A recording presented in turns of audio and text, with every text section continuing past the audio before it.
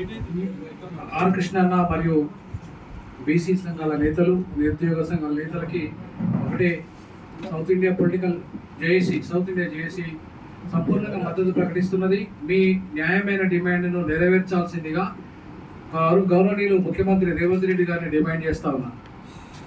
ఒకటి, తెలంగాణ ఏర్పడితే నీళ్లు, నిధులు, నియామకాలు.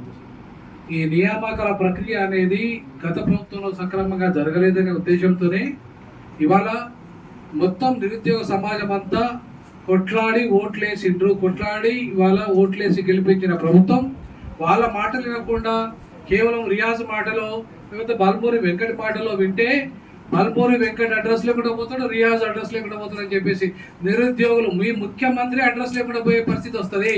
ఈ హెచ్చరిక చేయాల్సుకున్న ఈ సందర్భంగా ముఖ్యమంత్రికి, మీరు పదవులు పర్మనెంట్ కాదు, ప్రజలే పర్మనెంట్, ప్రజల సమస్యలే పర్మనెంట్.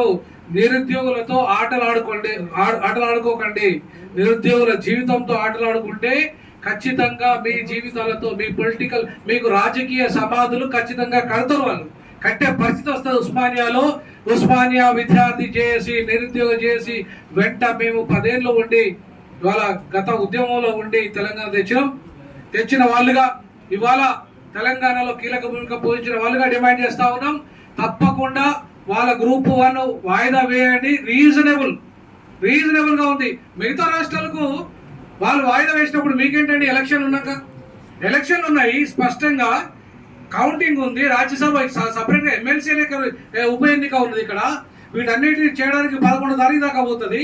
ఇప్పుడు ఇంత రీజనబుల్ కాజ్ ఉన్న తర్వాత కూడా మీరు పోస్ట్ పోన్ చేయకుండా వాళ్ళ జీవితాలతో ఆడుకుంటా అంటే చూస్తూ ఊరుకునే సవాలే లేదని చెప్పేసి తెలంగాణ యావత్ సమాజం వీళ్ళ వెంట నిరుద్యోగుల వెంట ఉంటుందని చెప్పేసి ఈ సందర్భంగా తెలియజేస్తున్నాము. అట్లే విధంగా వాళ్ళకి ఏదైతే 2000, 3000 ఉద్యోగాలు ఇస్తానన్నారు గ్రూప్ 2, గ్రూప్ 3లో, అట్లనే ప్రకటన అదే విధంగా ఉండాలి. 2000, 3000 ఉద్యోగాలు ఇవ్వాలి.